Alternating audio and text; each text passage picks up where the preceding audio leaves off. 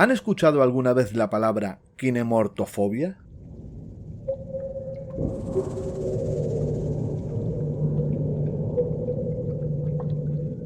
Aunque parezca sorprendente hasta el punto de una broma, la kinemortofobia es una fobia real.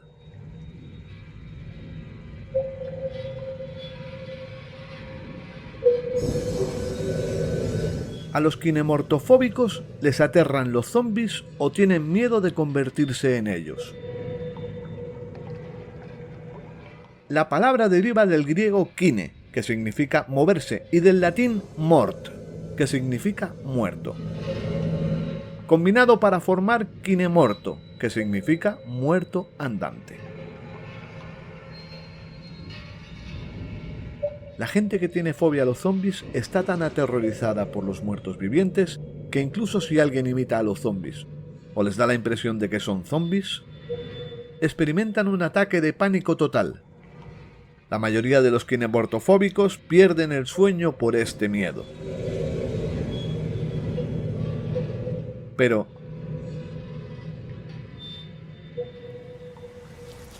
¿existe algún motivo para perderlo?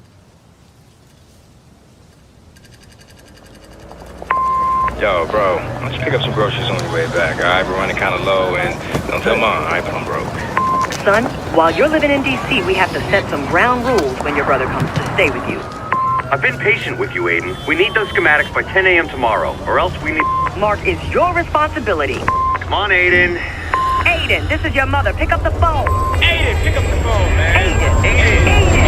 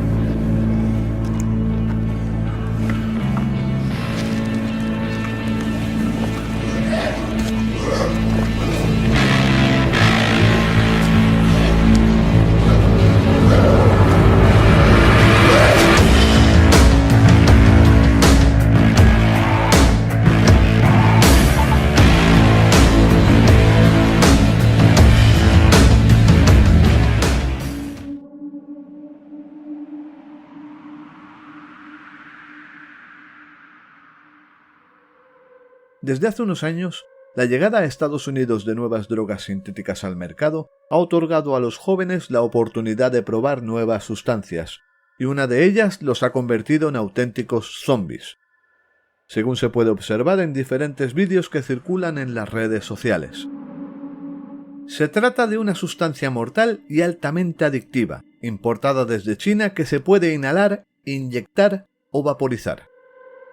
Sus efectos son similares a los de la cocaína: agitación, aumento de la presión arterial e incluso de la temperatura. Pero lo más peligroso de todo es que genera también delirios, paranoias, desorientación y una violencia desmedida en quienes la consumen.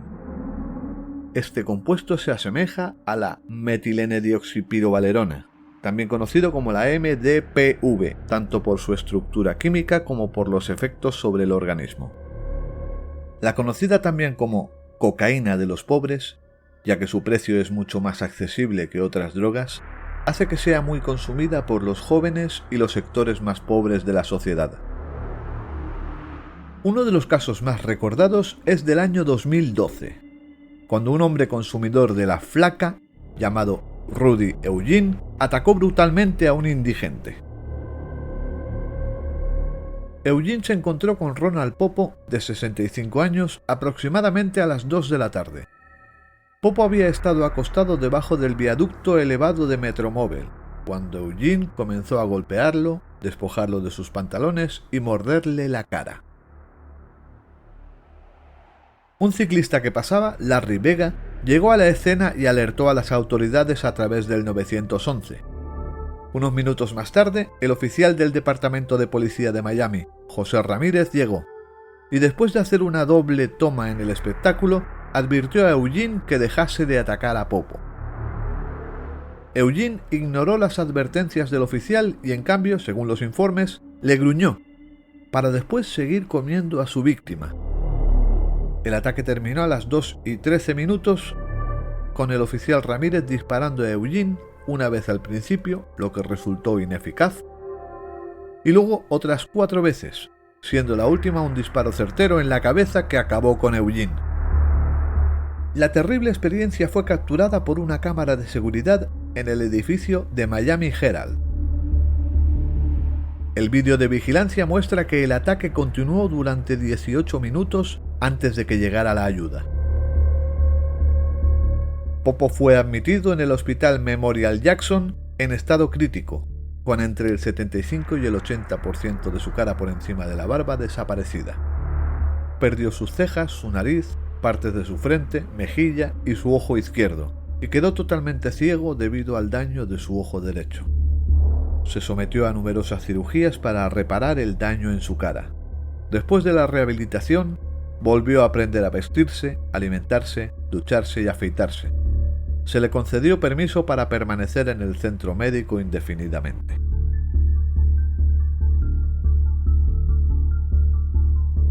¿La droga zombie es una amenaza real? Está claro que no podemos caminar tranquilos por la calle. ¿Quién sabe si no puedes encontrarte con uno de estos insensatos? Sigamos indagando.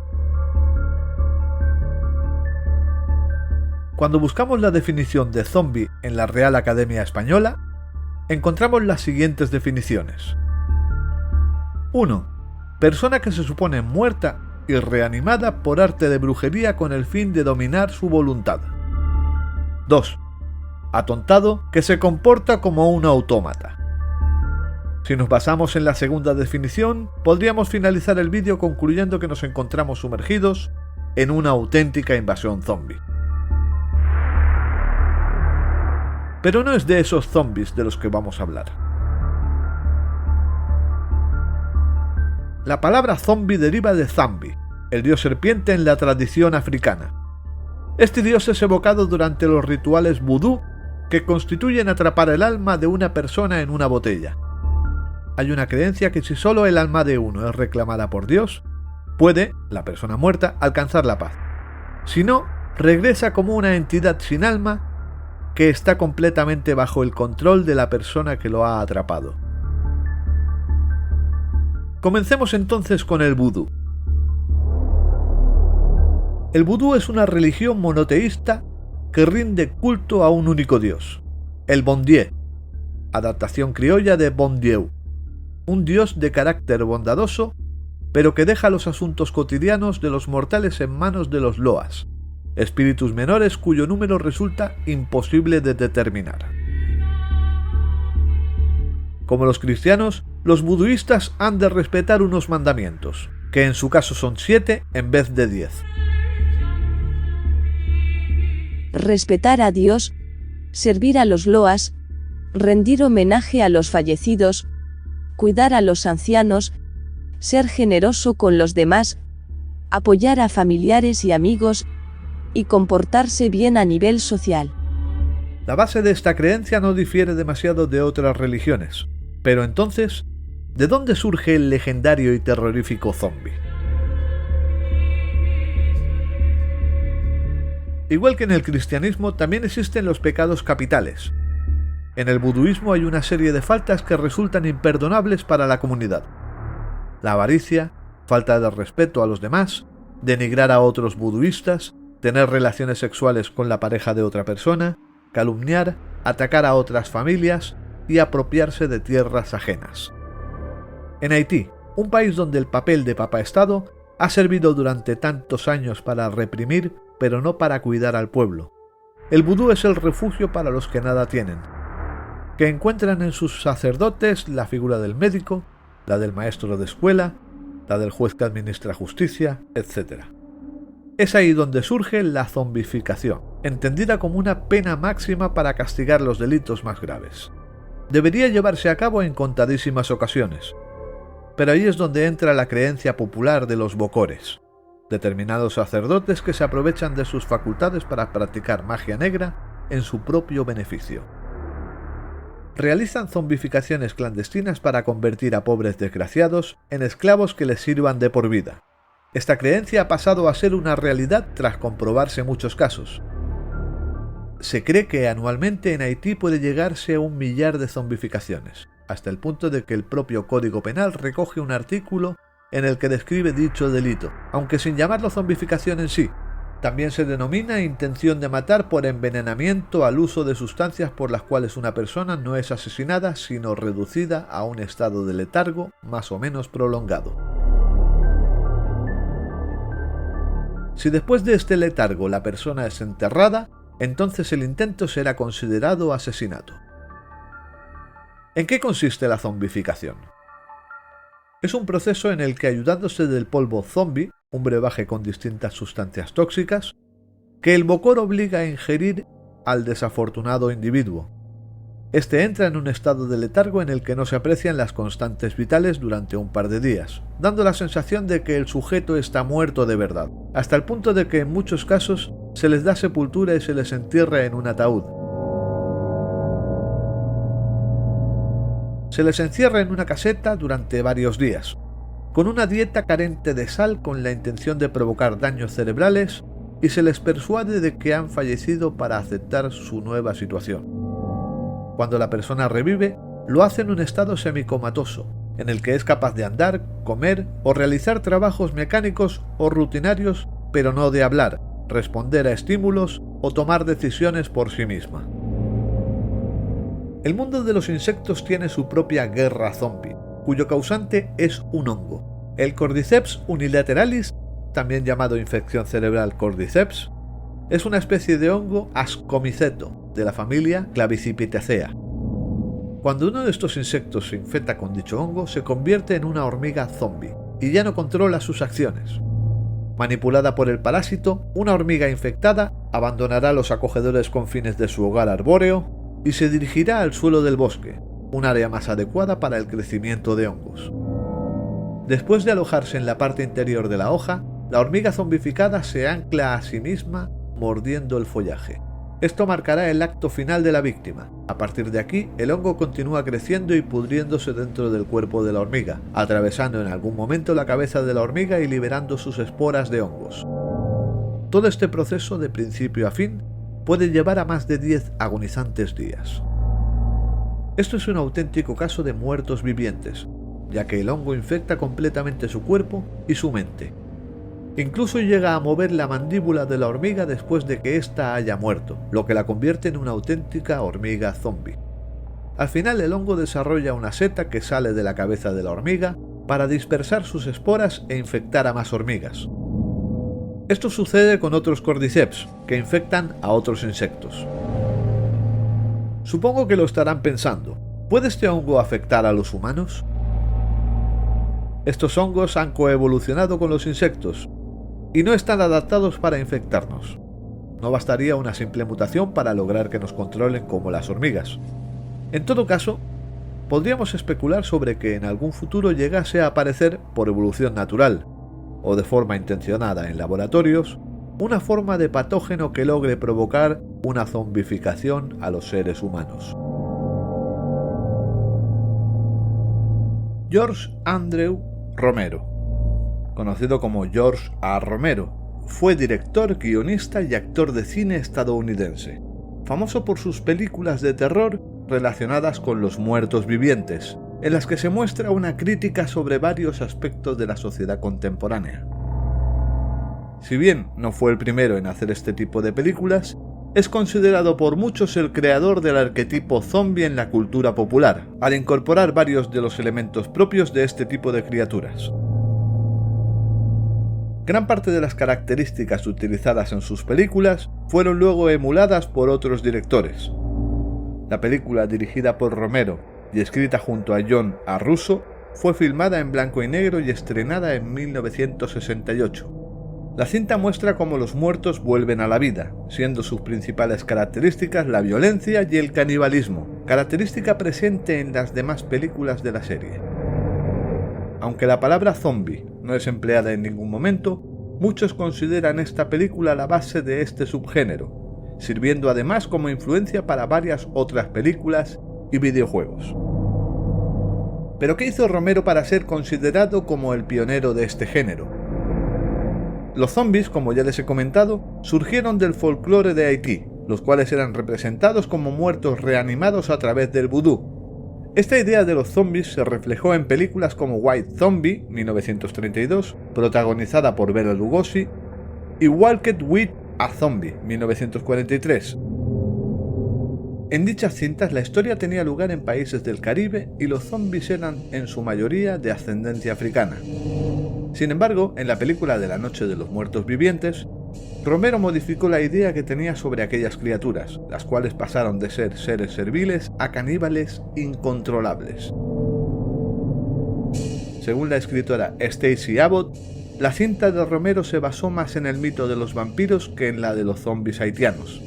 Al igual que los vampiros, los zombies de Romero son muertos vivientes no controlados por un ritual vudú o un médico brujo, sino que obligados a actuar por su necesidad de consumir sangre y carne humana. Varias de las características utilizadas por Romero en aquella cinta fueron desde entonces utilizadas posteriormente en películas y videojuegos. Seres incapaces de moverse con rapidez debido al rigor mortis de sus cuerpos ya fallecidos. Pero a pesar de eso caminan de noche y de día en busca de humanos vivos para devorarlos. A pesar de estar muertos, padecen un apetito voraz de carne fresca. ¿Es posible? Bueno, hay ciertas características que superan los límites de la física. Pues al margen de lo que haya causado la zombificación, estos seres no están exentos a la ley física. Ningún organismo vivo o no muerto puede mantener su actividad sin recibir un aporte de energía que lo sustente. Por consiguiente, los zombies desaparecerían por simple inanición. Definitivamente es imposible que después de muertos algo nos vaya a hacer salir de las tumbas. ¿Podemos estar tranquilos? No del todo. Si aceptamos como zombies a aquellos cuerpos cuyo cerebro ha sido parcialmente destruido o anulado, dejando un organismo funcional pero reducido a un ente sin conciencia que solo busca satisfacer su impulso más básico de alimentarse, entonces sí podemos llegar a enfrentarnos a una epidemia zombie. Para ello bastaría con que apareciese algún patógeno, virus, hongo o bacteria, que pudiese infectarnos, llegar a nuestro cerebro y dañarlo de esta manera. Otra posibilidad sería que un patógeno nos infectase en otra parte del cuerpo y que su actividad produjera una sustancia que llegase a nuestro cerebro y provocase esos síntomas, como si fuese una potente droga. Eso sería un verdadero peligro para la humanidad. Un nuevo estudio elaborado por científicos italianos advierte que el virus de la rabia podría mutar, ya sea de forma natural o artificial, en una enfermedad apocalíptica que convertiría a los humanos en zombies hiperagresivos. Los autores del estudio, Giuseppe Lippi, profesor de la Universidad de Verona, y Gianfranco Cervellin, director del Departamento de Emergencias Urgencias del Hospital Universitario de Parma, advierten que el mundo debe comenzar a pensar con una nueva perspectiva cuando se trata de epidemias de gran escala. Si bien la rabia no causará un apocalipsis zombie en la actualidad, el estudio sostiene que sería teóricamente posible, mediante ingeniería de virus natural o artificial, producir una cepa viral de la rabia que pudiera transmitirse de humano a humano. Es posible que el virus pueda modificarse para incubar más rápido, tener una neurotoxicidad mejorada y una predisposición a desarrollar comportamientos altamente agresivos. Pero ¿quién podría ser tan malvado y la mente tan retorcida como para crear algo así? Y más ahora que nuestros queridos gobiernos y sanitarios están tan preocupados por la salud de la población. El virus de la rabia pertenece a la familia Rhabdoviridae, género Lyssavirus. Al igual que otros virus, se cree que el Lyssavirus se originó en una población de murciélagos, que transfirió el virus a otros mamíferos como roedores o perros. El método de infección más común ocurre cuando un mamífero infectado rasca o muerde a otro mamífero. El virus generalmente se transmite a través de la saliva. La rabia suele adoptar dos formas en los seres humanos. Aproximadamente el 20% de los casos son paralíticos y hacen que el cuerpo se apague lentamente. Si no se trata, el paciente eventualmente pierde el conocimiento y muere. El tipo más común es la llamada rabia furiosa, que hace que el paciente se vuelva hiperactivo y a veces agresivo. La aerofobia, miedo al agua, también es un síntoma común y también puede ocurrir aerofobia, miedo al aire fresco. Si no se trata, el paciente morirá a los pocos días de la aparición de los síntomas hasta el paro cardiorrespiratorio. ¿Pero puede la rabia causar la zombificación? El estudio del profesor Lippi y del doctor Cervellin explora algunos aspectos claves de cómo la rabia, que ya está vinculada a la zombificación a través del aumento de la agresión y se transfiere a través de las mordeduras, podría convertirse en una enfermedad que acabaría con el mundo y provocaría la destrucción total de la especie humana. Ahora se reconoce ampliamente que muchos virus se caracterizan por sus altas tasas de mutación que ocurren naturalmente, que inducen cambios constantes como un medio confiable para escapar de las defensas del huésped o facilitar su transmisión a otros huéspedes susceptibles. El virus de la rabia no es una excepción a esta regla. Existe una amplia gama, hasta 100 variantes antígenas de este patógeno en una amplia gama de huéspedes, animales y ubicaciones geográficas. El estudio además explica que el más mínimo cambio evolutivo en estas variaciones puede alterar el virus de muchas formas. Incluso las mutaciones de un solo aminoácido en las proteínas del virus de la rabia puede alterar considerablemente sus características biológicas, por ejemplo, aumentando su patogenicidad y propagación viral en humanos, convirtiendo así al virus mutado en una amenaza tangible para toda la humanidad. La investigación también explora cómo el Lyssavirus de la rabia podría teóricamente ser alterado en un laboratorio para convertirse en un arma. Los autores argumentan que una amenaza igual puede provenir de la ciencia de la ingeniería genética, que reproduciría el escenario teatral representado en las películas de la saga Resident Evil.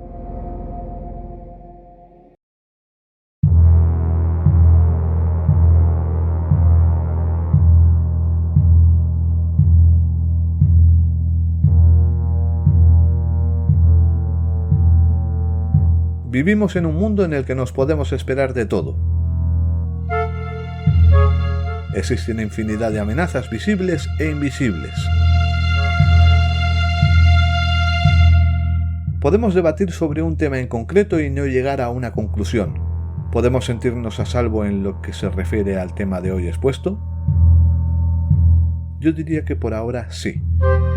Pero si ves en la calle a alguien comiendo palomas vivas, alguien trata de morderte, o si en el noticiero televisivo te dicen que no puede pasar, será entonces la hora de preparar tu arsenal si no quieres ser parte del menú de tu vecino. Gracias por ver el vídeo, comparte y comenta.